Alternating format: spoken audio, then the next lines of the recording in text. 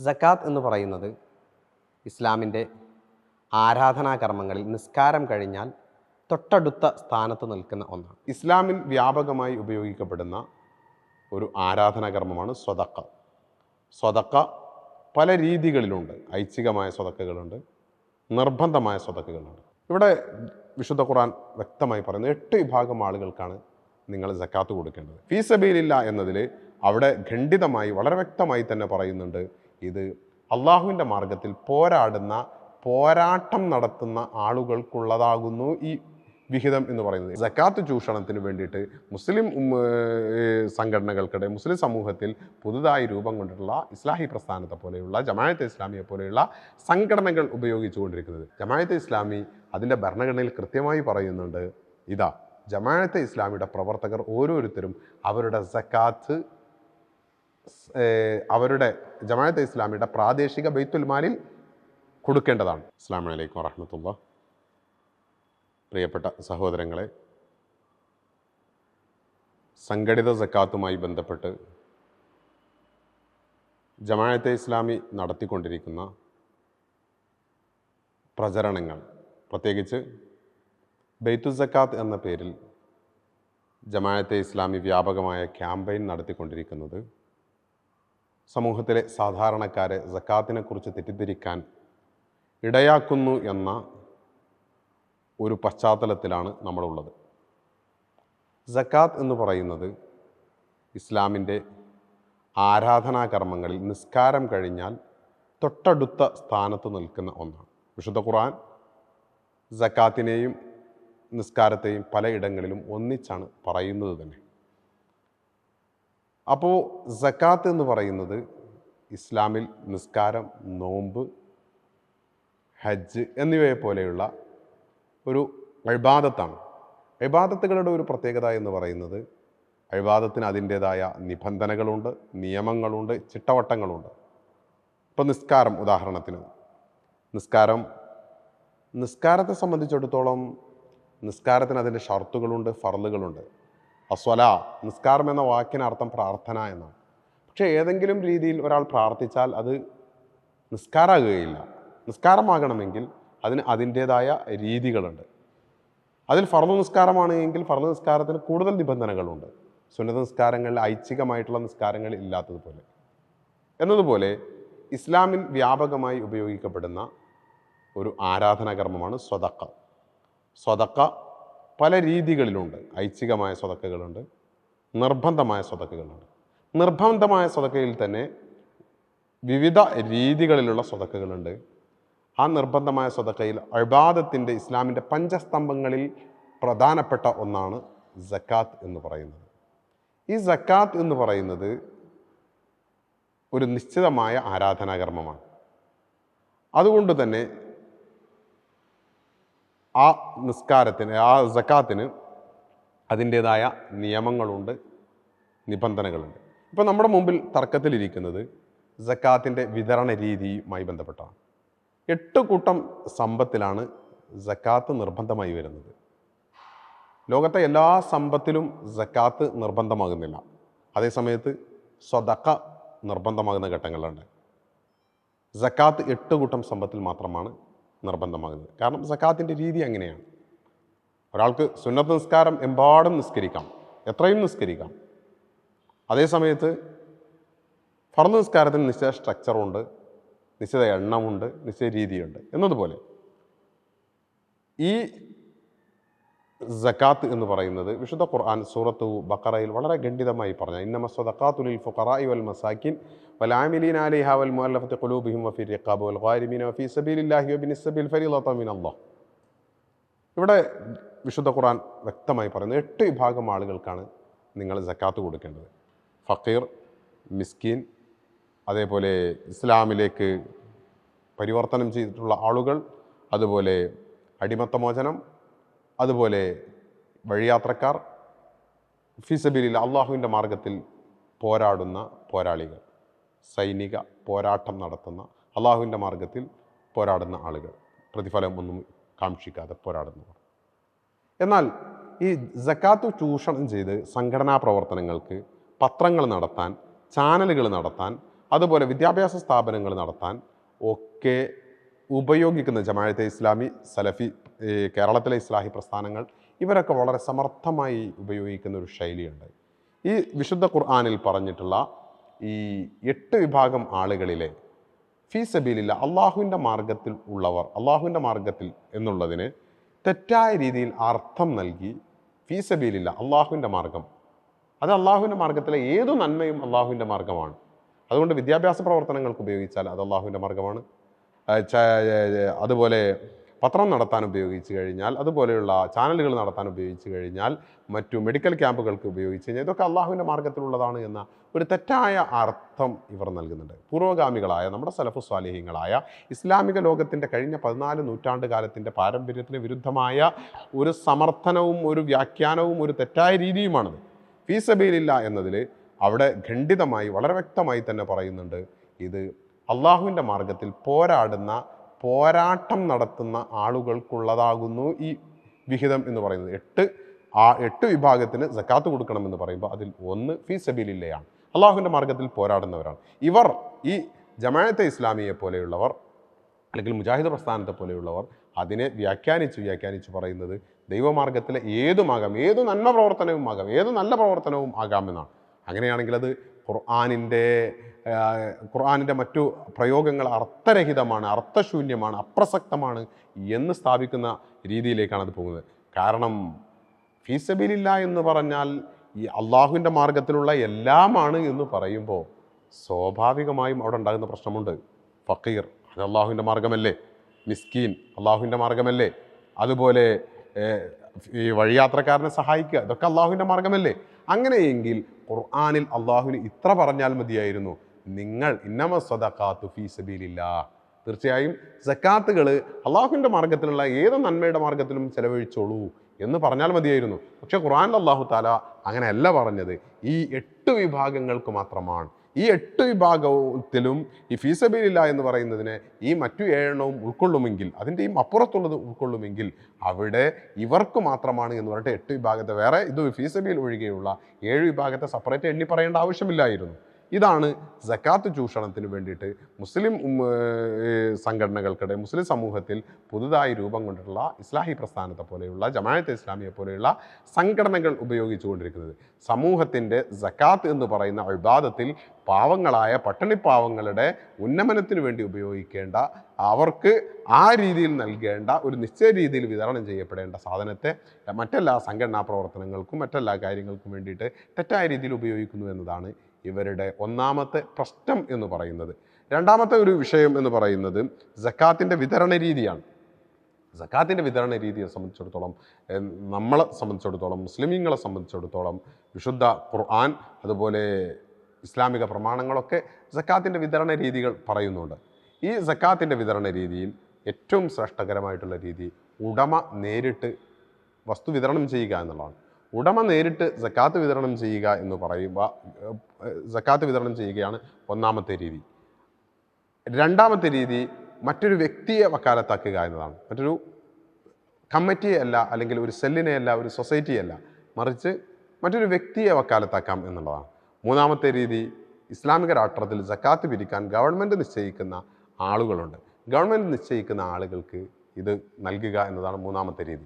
എന്നാൽ ബൈത്തുൽ സക്കാത്ത് എന്ന പേര് പറഞ്ഞിട്ട് ഇപ്പോൾ രംഗത്ത് വന്നിട്ടുള്ള ജമാഅത്തെ ഇസ്ലാമിയെ സംബന്ധിച്ചിടത്തോളം ജമാഅത്തെ ഇസ്ലാം ഇപ്പോൾ ചെയ്തുകൊണ്ടിരിക്കുന്നത് എന്ന് പറയുന്നത് ഈ ഇസ്ലാമിക നിയമങ്ങൾക്ക് വിരുദ്ധമാണ്. മാത്രമല്ല വിശ്വാസികളുടെ സക്കാത്തിനെ മറ്റൊരു രീതിയിൽ കൊണ്ടുപോകാൻ ശ്രമിക്കുന്ന മാധ്യമ പ്രവർത്തനങ്ങൾക്കും അതുപോലെ അവരുടെ ചാനലുകൾക്കും അവരുടെ പത്രങ്ങൾക്കും വേണ്ടിയിട്ട് വിനിയോഗിക്കാൻ ശ്രമിക്കുന്ന വളരെ കുതന്ത്രപൂർവ്വമായിട്ടുള്ള ഒരു ശൈലിയാണ് ഇന്ത്യൻ ജമാഅത്തെ ഇസ്ലാമി സ്വീകരിക്കുന്നത്. ജമാഅത്തെ ഇസ്ലാമി എന്ന് പറയുന്നത് മറ്റു സംഘടനകളെപ്പോലെ അല്ല, വളരെ തന്ത്രപൂർവ്വമാണ് അവരുടെ ഓരോ കാര്യങ്ങളും ചെയ്തുകൊണ്ടിരിക്കുന്നത്. ഉദാഹരണത്തിന് ജമാഅത്തെ ഇസ്ലാമിയുടെ ഭരണഘടനയിൽ ലോകത്ത് ഒരു സംഘടനയും അതിൻ്റെ ഭരണഘടനയിൽ സക്കാത്തിനെ വരുമാന മാർഗമായി കണ്ടത് ഉണ്ടാകില്ല. ജമാഅത്തെ ഇസ്ലാമി അതിൻ്റെ ഭരണഘടനയിൽ കൃത്യമായി പറയുന്നുണ്ട്, ഇതാ ജമാഅത്തെ ഇസ്ലാമിയുടെ പ്രവർത്തകർ ഓരോരുത്തരും അവരുടെ സക്കാത്ത് അവരുടെ ജമാഅത്തെ ഇസ്ലാമിയുടെ പ്രാദേശിക ബൈത്തുൽ മാലിൽ കൊടുക്കേണ്ടതാണ്. അപ്പോൾ ജമാഅത്തെ ഇസ്ലാമിയുടെ പ്രവർത്തകർ അവരുടെ സക്കാത്തിനെ അവരുടെ പ്രാദേശിക ബൈത്തുൽ മാലിൽ കൊടുക്കണം. അങ്ങനെ ജമാഅത്തെ ഇസ്ലാമിയുടെ ഈ പ്രാദേശിക ബൈത്തുൽ മാലിലെ ഭരണഘടനയുടെ അടുത്ത ഖണ്ഡികയിൽ പറയുന്നത്, ഈ പ്രാദേശിക ബൈത്തുൽ മാലിൽ നിന്ന് കിട്ടിയിട്ടുള്ള ഈ സമ്പത്തിനെ ഇനി കേന്ദ്ര ബൈത്തുൽ മാലിൽ ലയിപ്പിക്കേണ്ടതാണ്. അങ്ങനെ കേന്ദ്ര ബൈത്തുൽ മാലിൽ നിന്നും പ്രാദേശിക ബൈത്തുൽ മാലിൽ നിന്നും സംഘടനാ പ്രവർത്തനത്തിന്, ജമാഅത്തെ ഇസ്ലാമിയുടെ സംഘടനാ പ്രവർത്തനങ്ങൾക്ക് വേണ്ടിയിട്ട് സകാത്ത് വിനിയോഗിക്കാം എന്ന് ഖണ്ഡിതമായി ഭരണഘടനയിൽ രേഖപ്പെടുത്തിയ പ്രസ്ഥാനമാണ് ജമാഅത്തെ ഇസ്ലാമി. ഇത് ചില്ലറ കാര്യമല്ല.